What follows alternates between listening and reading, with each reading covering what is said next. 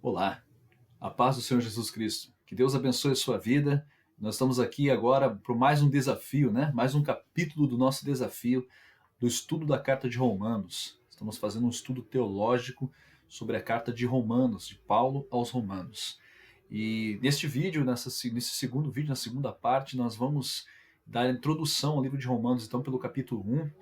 Espero que você tenha lido, você que aceitou o nosso desafio, você que está aí conosco, estudando este livro maravilhoso, esta carta maravilhosa do apóstolo Paulo aos Romanos. Nós vamos estar lendo então hoje, está estudando hoje o capítulo 1. Você que já leu de antemão, né, esse texto que foi pedido para nós darmos a introdução aí, eu vou desenhar um pano de fundo aqui, vou tentar aqui, no caso, nos colocar no contexto da carta de Romanos, na sua época em que foi escrito, como a sociedade vivia nessa época, como era formado o Império Romano e por que Paulo escreveu certas coisas e vamos entender qual a relação da carta de Romanos com a nossa vida prática hoje. Isso é muito bom. O melhor desse estudo, desse desafio, é isso. Nós entendemos as Sagradas Escrituras, biblicamente, escrituristicamente, né? E para termos aí uma noção do que nós devemos praticar na nossa vida. Isso é maravilhoso. Esse estudo é maravilhoso. E você possa então estar aí em espírito de oração para que o Espírito Santo ministre no seu coração. E se você tem dúvidas, ou se você quer de repente fazer um vídeo explanando a sua dúvida, ou fazendo uma colocação, o seu ponto de vista, ou algo relevante que você encontrou estudando a carta de Romanos, por favor, isso faz parte do desafio, né?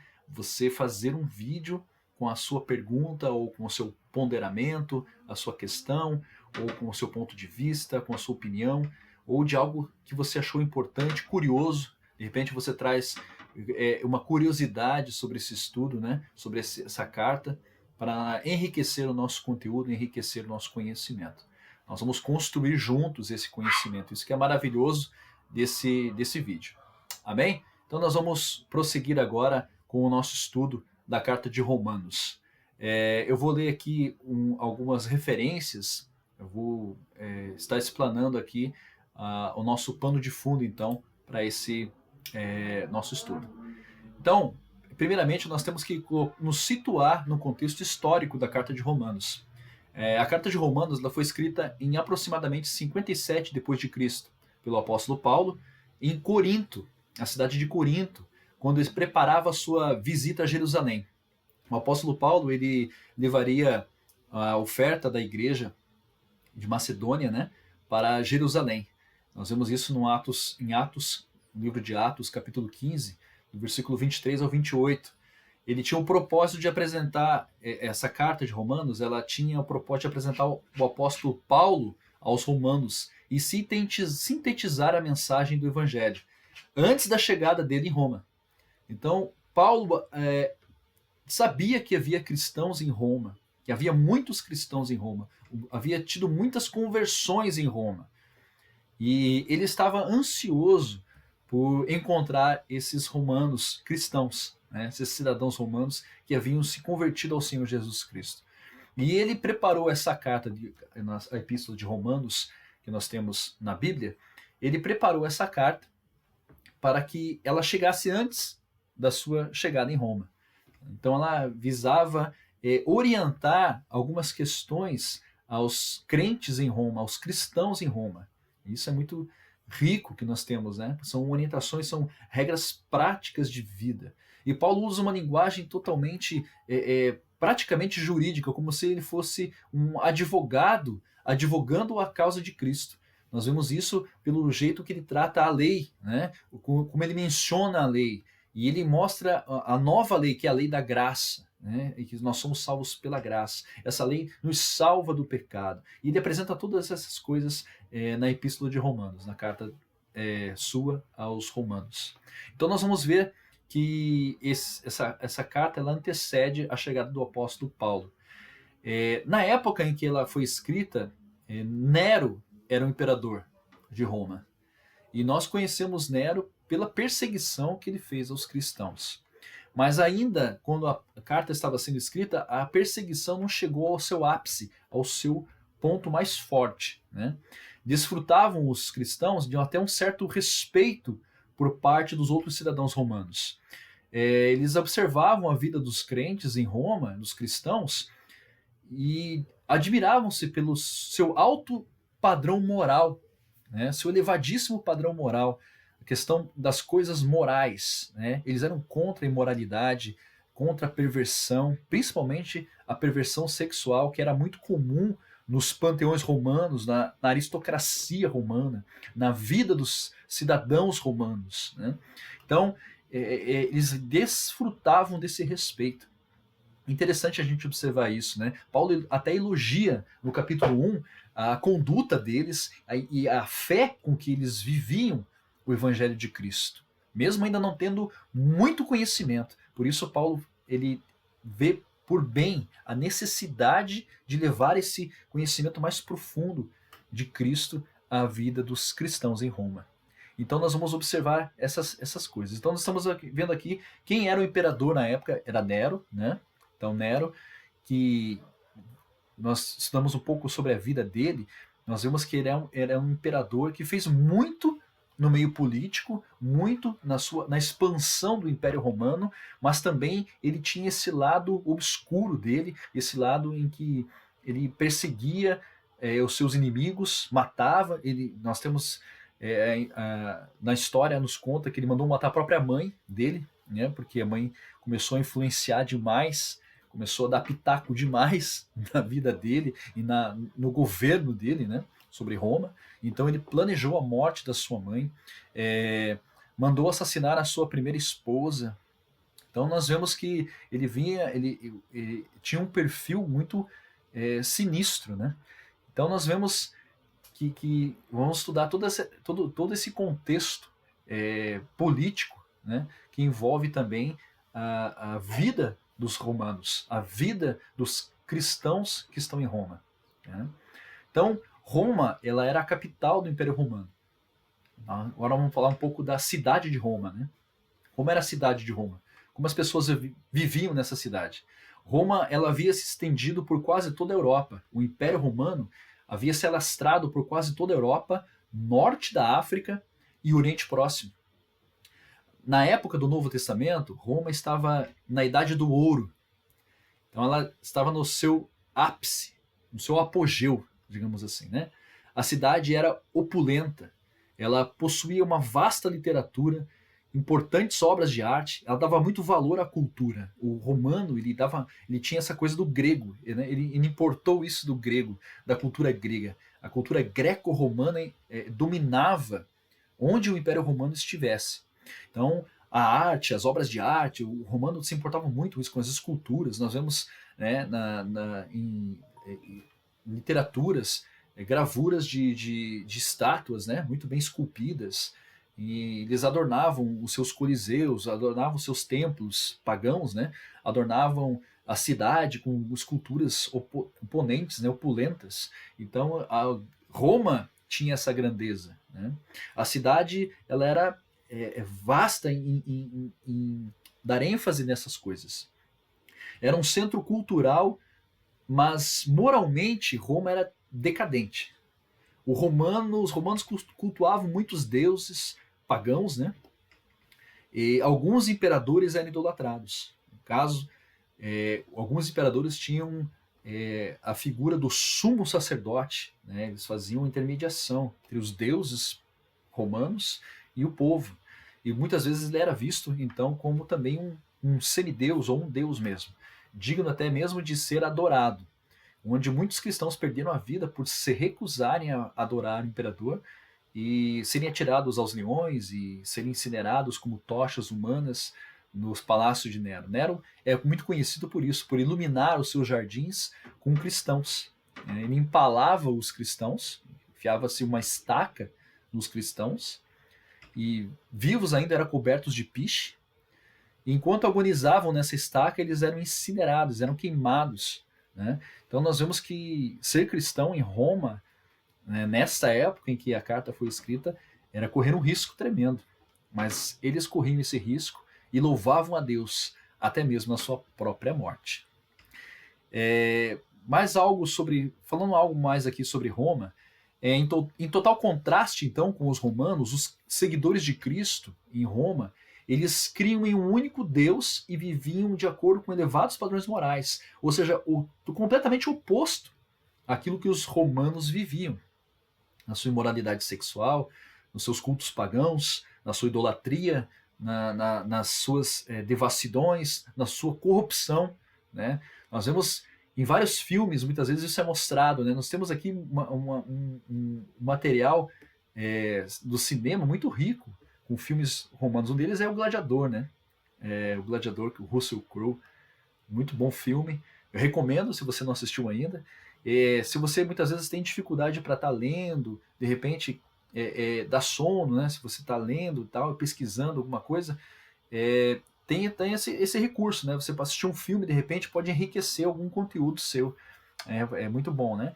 Tem outro filme chamado Ben-Hur, que conta a história de um homem judeu que desfrutava, como assim, o apóstolo Paulo, muitas vezes, de uma cidadania romana e participava, muitas vezes, da aristocracia romana. Ben-Hur também conta essa história, né? Ali da capital Jerusalém sendo província do Império Romano. Né? Então nós temos vários filmes que falam desse contexto bíblico, desse contexto histórico. Então é muito importante que você se pesquise e tem também uma forma prazerosa, muitas vezes, de você aprender certas coisas, certo? Então vamos lá. Então os romanos eles cultuavam muitos deuses pagãos, eram imorais, e ao contrário disso, os cristãos eles tinham um comportamento completamente oposto. E Paulo elogia isso no capítulo 1, né?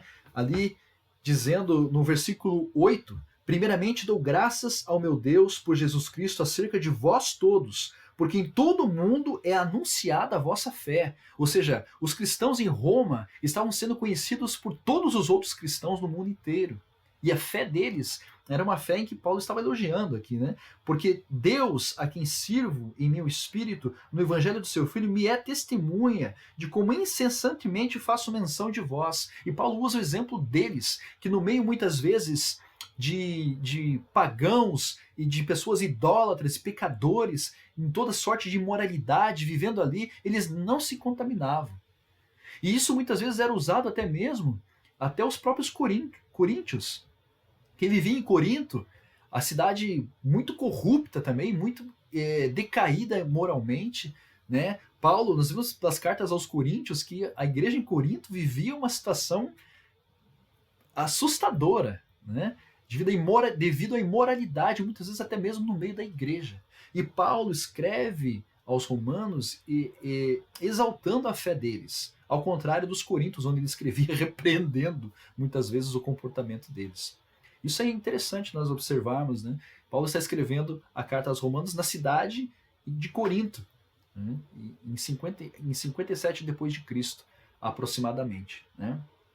Falando ainda sobre o Império Romano, os romanos eles depositavam muita confiança no seu poderio militar, que realmente era uma máquina de guerra imbatível. Né? O poderio militar romano ele era inigualável.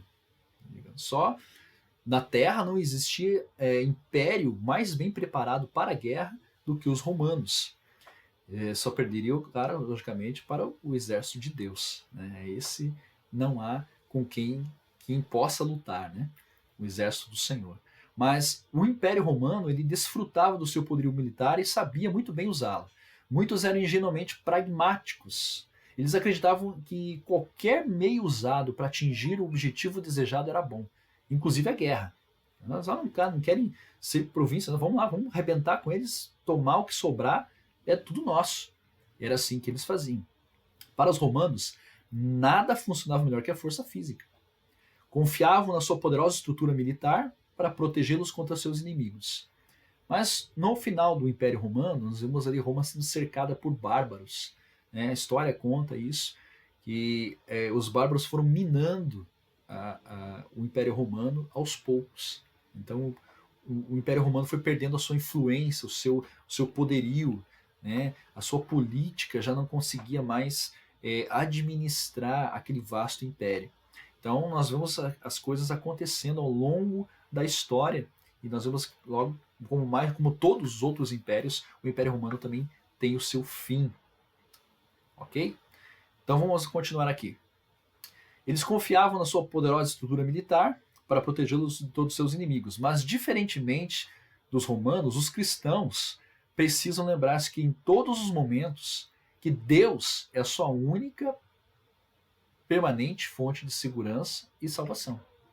E é isso, muitas vezes, que nós vemos na carta de Romanos. Paulo focando que a nossa confiança está em Cristo. Que nós somos salvos pela fé em Cristo. Esse é o texto máximo de Romanos. A carta de Romanos mostra muito isso. Né? Nós somos chamados para ser de Jesus Cristo, como ele diz aqui, né? No capítulo 1, do versículo 5, pelo qual recebemos a graça e o apostolado para a obediência da fé entre todas as gentes pelo seu nome, entre as quais sois também vós chamados para serdes de Jesus Cristo. A todos que estáis em Roma, amados de Deus, chamados santos, graça e paz de Deus nosso Pai e de nosso Senhor Jesus Cristo. Então, no primeiro pedaço ali da carta de Romanos, no capítulo 1, nós vemos uma saudação que o apóstolo Paulo faz. O prefácio, aquilo que precede a carta, né, uma introdução, o prefácio é uma introdução, e a saudação do apóstolo Paulo dizendo quem ele é, apresentando Cristo, dizendo quem Cristo é, e a relação dos cristãos em Roma com Cristo. Então isso nós vemos aqui no versículo 1 até o versículo 7, nós vemos tudo isso só nesses 7 versículos. Então, no estudo da carta de Romanos, ele vai se estender por um bom tempo. Esse desafio aqui, ele vai aí, talvez, com certeza, né? Talvez não, com toda certeza, passar essa questão da pandemia aí, ok? Nós temos matéria aí para estudar para anos. Amém? Até o final do ano, com certeza, nós estaremos estudando a carta de Romanos. Só até o versículo 7, então nós temos o prefácio e a saudação. Então o apóstolo Paulo, ele fala quem ele é. Nós vamos ler: Paulo, servo de Jesus Cristo, chamado para apóstolo, separado para o evangelho de Deus, o qual antes havia prometido pelos seus profetas nas Santas Escrituras. Então Paulo se apresenta dizendo quem ele é. Eu sou um apóstolo de Jesus Cristo. Eu sou um enviado de Jesus Cristo. Estou me dirigindo a vocês. Acerca do seu filho, agora ele começa a falar de Cristo, que nasceu da descendência de Davi segundo a carne, declarado filho de Deus em poder, segundo o Espírito de santificação, pela ressurreição dos mortos, Jesus Cristo, nosso Senhor.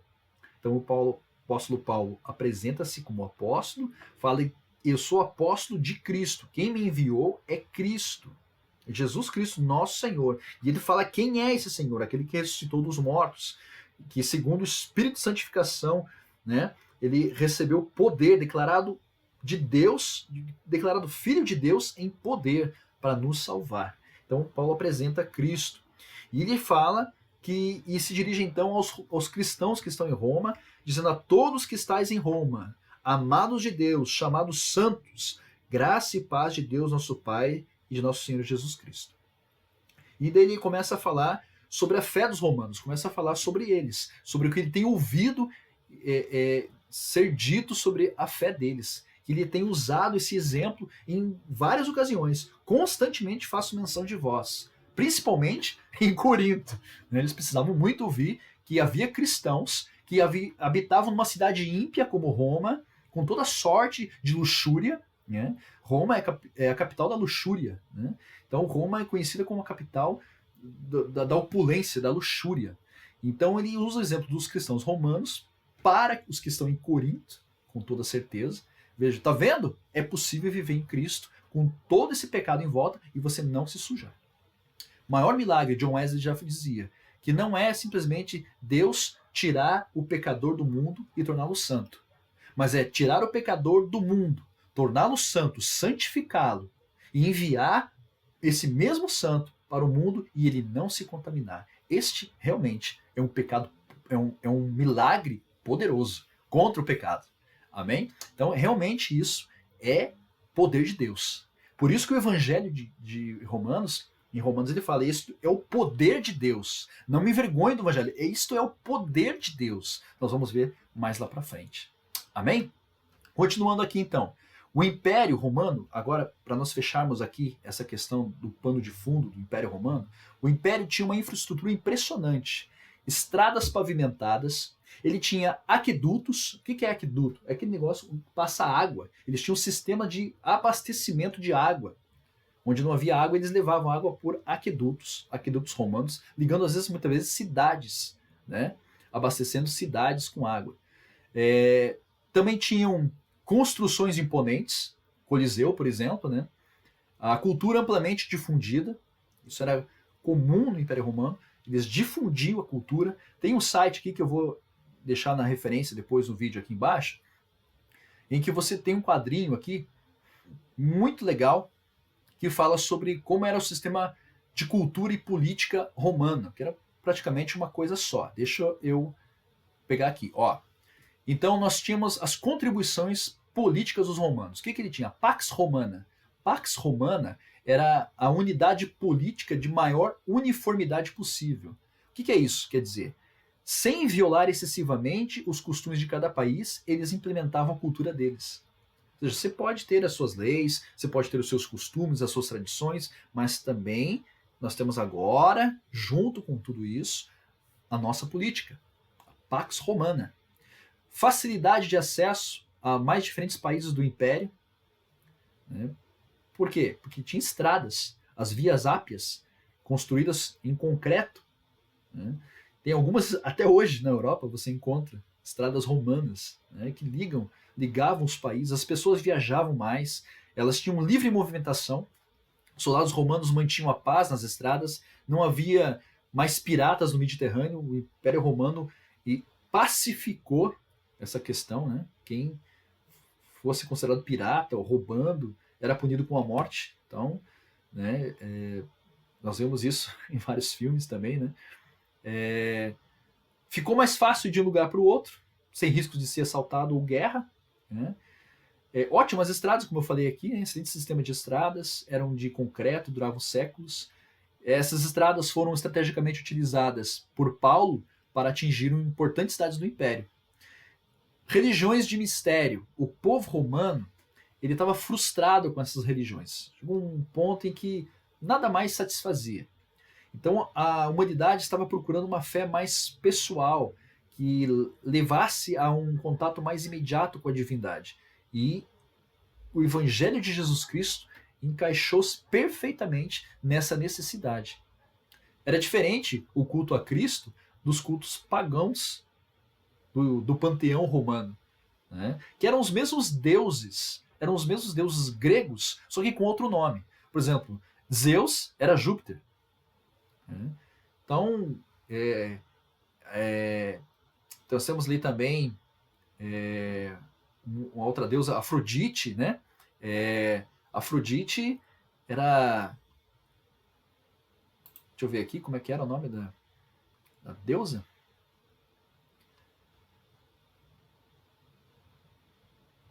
Aqui, Júpiter era Zeus, né? Vênus, uma deusa romana, Vênus, era Afrodite, grega, era a mesma. Então, para ter esses exemplos aqui, né? Então, os romanos, na verdade, que eram gregos melhores, né? Assim, digamos assim, eles estavam cansados disso. Porque eles viam nesses deuses falhas humanas, porque esses deuses eram espelhados no ser humano. Ou seja, eram objetos da criação humana. Então nós vemos aí Zeus com orgulho, Zeus com uma soberba, né? E ele erra muitas vezes, e aí vem deuses querem conspirar contra ele. O irmão dele, o Hades, que é o deus inferno, ele quer roubar não sei o quê, roubar o lugar dele. Então nós vemos toda essa tramóia, essa conspiração entre os deuses. Isso é humano demais. Então, o ser humano, ele fala, nossa, mas esses deuses não são nada melhores do que nós. Então, esse sentimento de decepção com esses deuses estava crescendo. E a fé em Cristo, num Deus perfeito, um Deus que não tem simplesmente tem uma natureza humana, mas mostra um caminho de perfeição muito mais excelente que o apóstolo Paulo apresenta, com o caminho do amor, né? Na carta de Coríntios.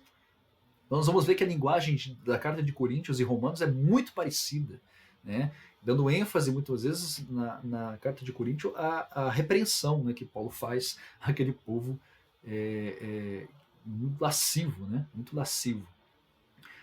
Continuando aqui então, deixa eu pegar aqui o estudo. Certo.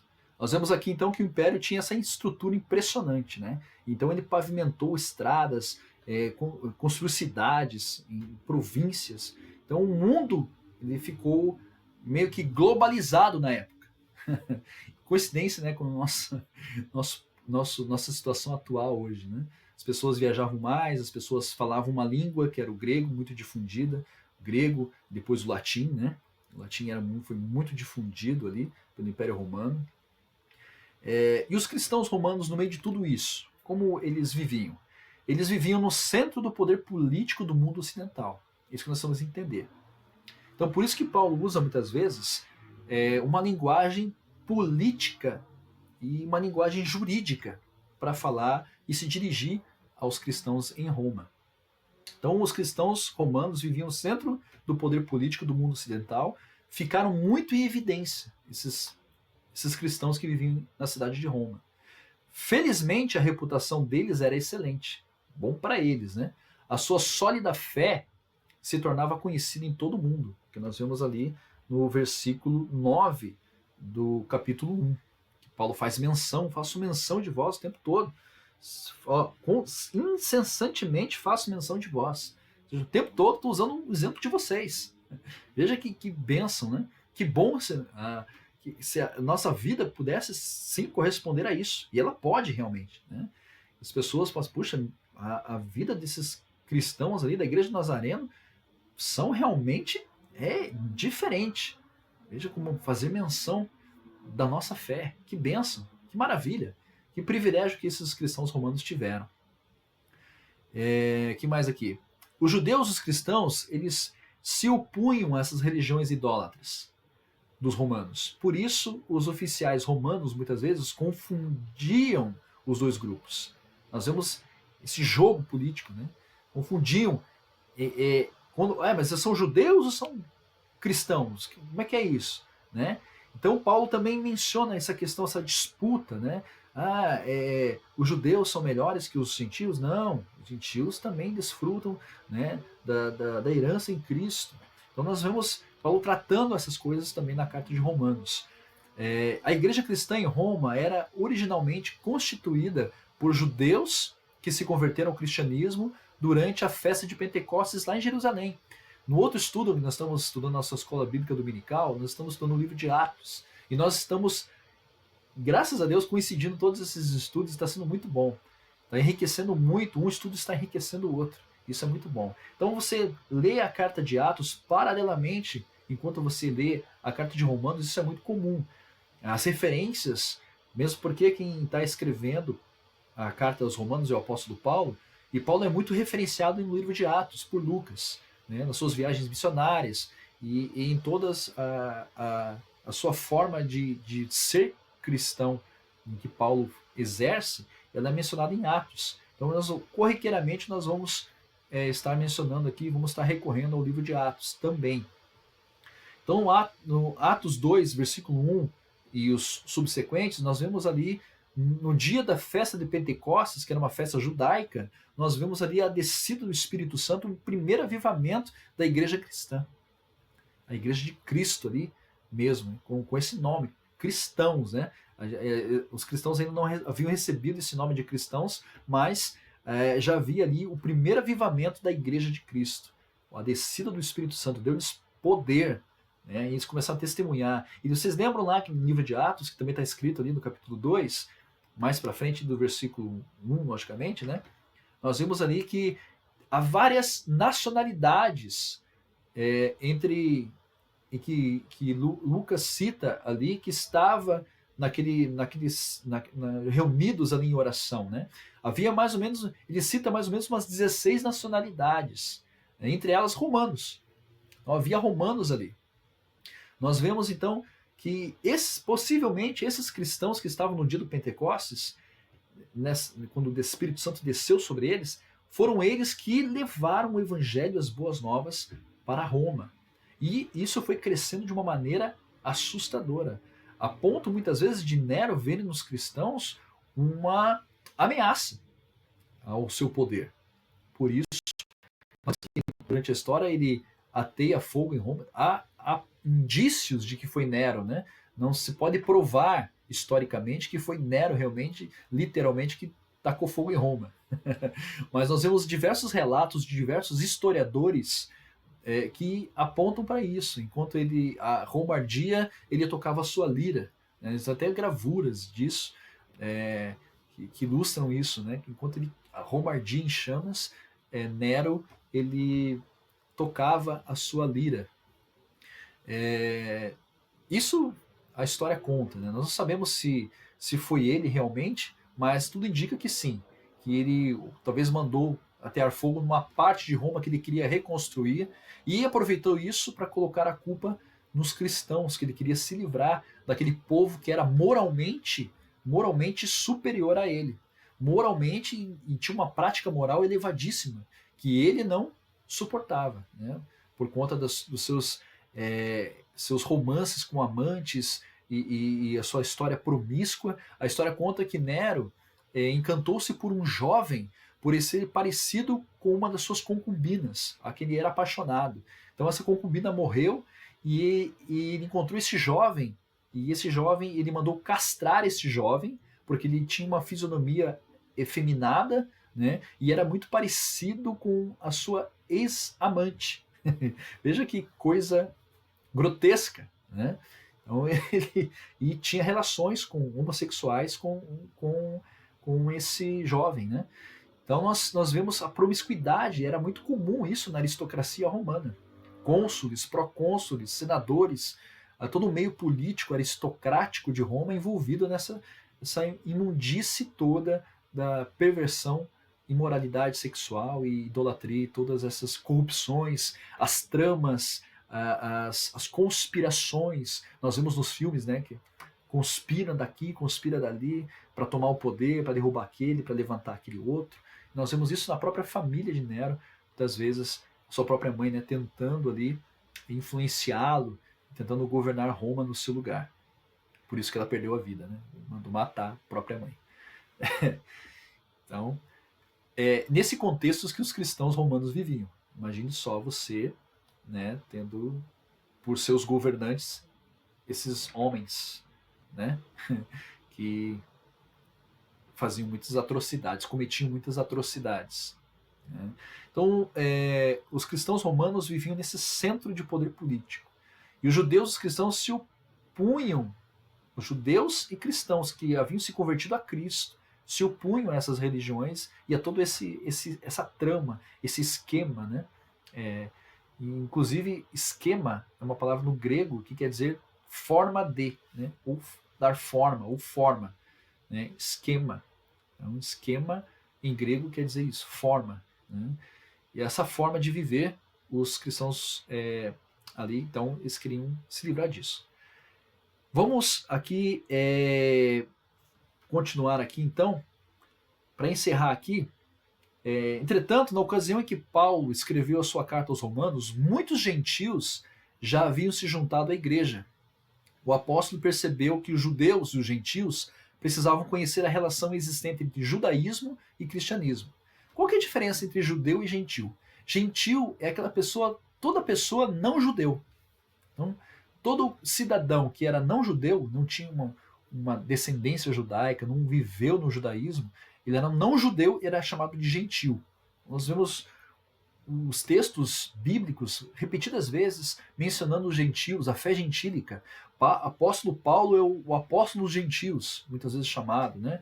Por quê? Porque ele faz essa junção, na verdade ele quer acabar com isso, essa coisa do crente judeu, do cristão judeu, ele disputar ali com um cristão gentil. Ou seja, o cristão judeu se achar superior, porque tem as leis, o rito mosaico, tem ali a lei, né, que foi dada aos judeus. Então ele tem ali, claro, que a salvação vem dos judeus, como o próprio Cristo disse, mas Paulo traz isso de uma maneira que não rivaliza judeus e cristãos. Ele quer acabar com essa rivalidade, que estava ali começando a aparecer na igreja de Roma. Nós vemos o apóstolo Paulo muitas vezes recorrendo a recursos para apaziguar essa situação. Então, os judeus e cristãos, eles tinham isso em comum, eles se opunham àquela religião romana e apegavam-se à fé cristã de uma maneira exemplar. Né?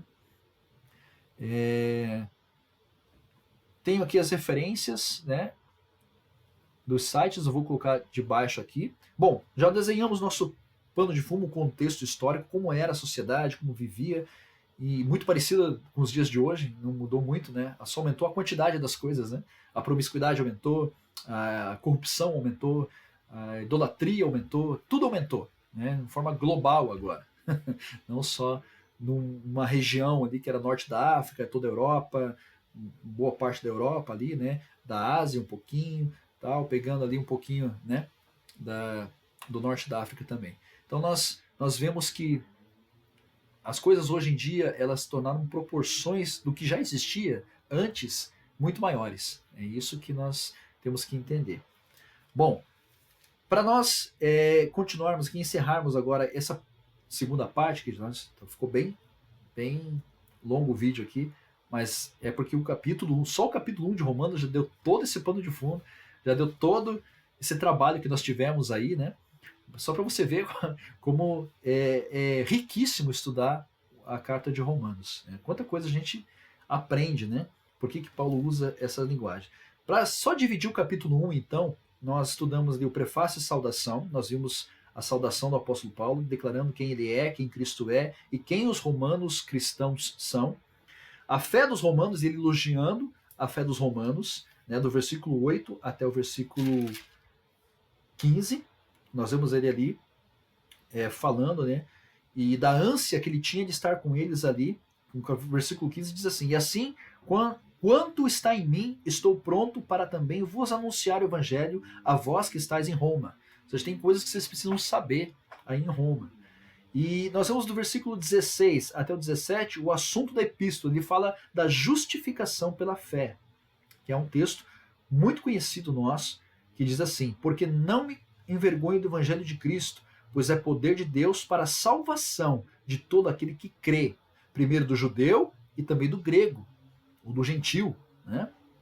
Porque nele se descobre a justiça de Deus de fé em fé, como está escrito: mas o justo viverá da fé. É o texto que Lutero, às vezes, tocou o coração de Lutero e diz, né, mas o justo viverá da fé. Romanos 1, 17.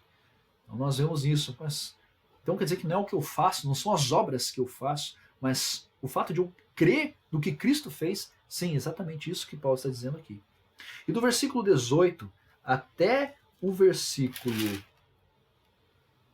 32, nós vemos Paulo arrebentando com a idolatria e a depravação dos gentios. E aqui ele fala de todo o contexto romano em que os cristãos romanos viviam. Ele fala da promiscuidade, fala da prostituição, fala da imoralidade sexual, fala do homossexualismo, fala da homossexualidade, né? Ele fala, o apóstolo Paulo fala até da corrupção humana, do gênero humano, de uma forma geral ali. Ele fala da idolatria, ou seja, ele denuncia todos os pecados em que o povo em Roma vivia, uma prática normal da sua vida. E fala da fé dos cristãos romanos que se opunha a tudo isso. Então veja que maravilha. Né? Veja só como ele fala no versículo, por exemplo, no versículo 23, e mudaram a glória do Deus incorruptível em semelhança da imagem de homem corruptível, e de aves, e de quadrúpedes, e de répteis. Então, nós vemos essa questão da zoofilia, muitas vezes, que está implícita aqui nesse texto. Sexo com animais. Né? Nós vemos um exemplo do imperador romano, Calígula, por exemplo.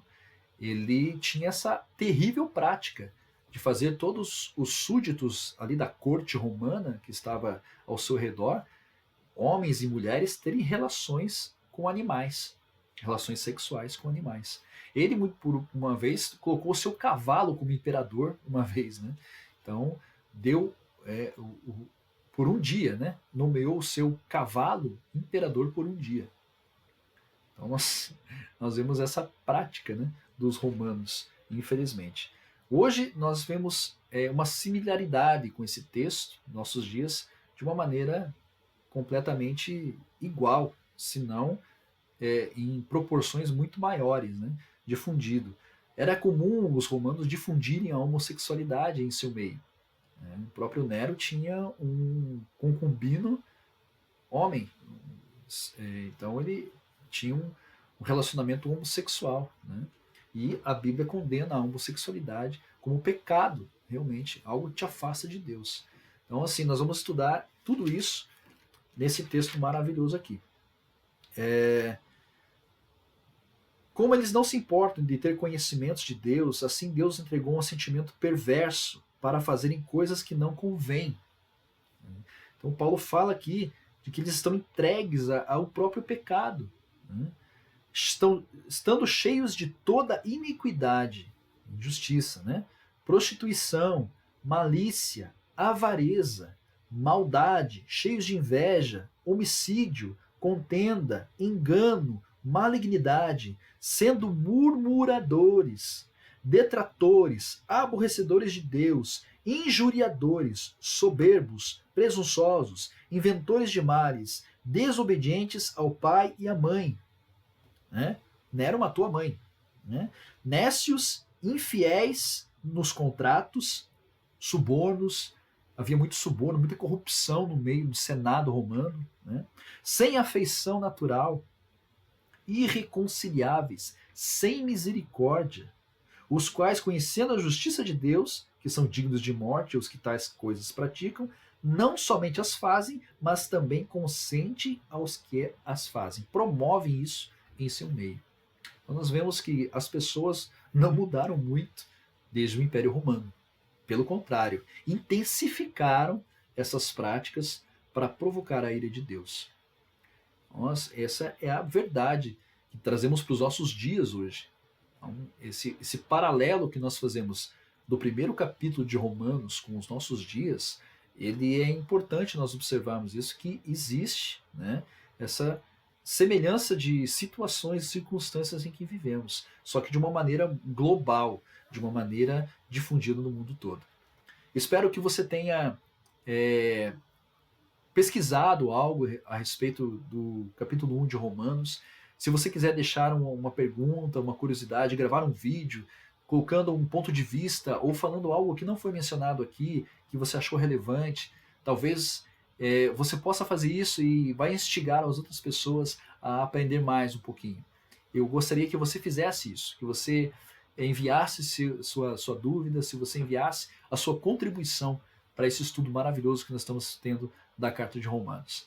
Que Deus abençoe a sua vida, Deus abençoe esse estudo, que você possa ter um tempo de dedicação a isso, é importante para as nossas vidas, para a nossa edificação espiritual. Creio que ninguém sairá perdendo com esse estudo. Pelo contrário, nós edificaremos mais a nossa fé, fortaleceremos mais uns aos outros e seguiremos avante até o dia que Cristo nos buscar. Deus abençoe poderosamente sua vida. Deixe seu like, seu comentário, envie sua pergunta, faça o seu vídeo como um desafio, com parte do desafio também, enviando aí a sua opinião e aquilo que você achar relevante. Deus abençoe poderosamente a sua vida, em nome do Senhor Jesus. Amém.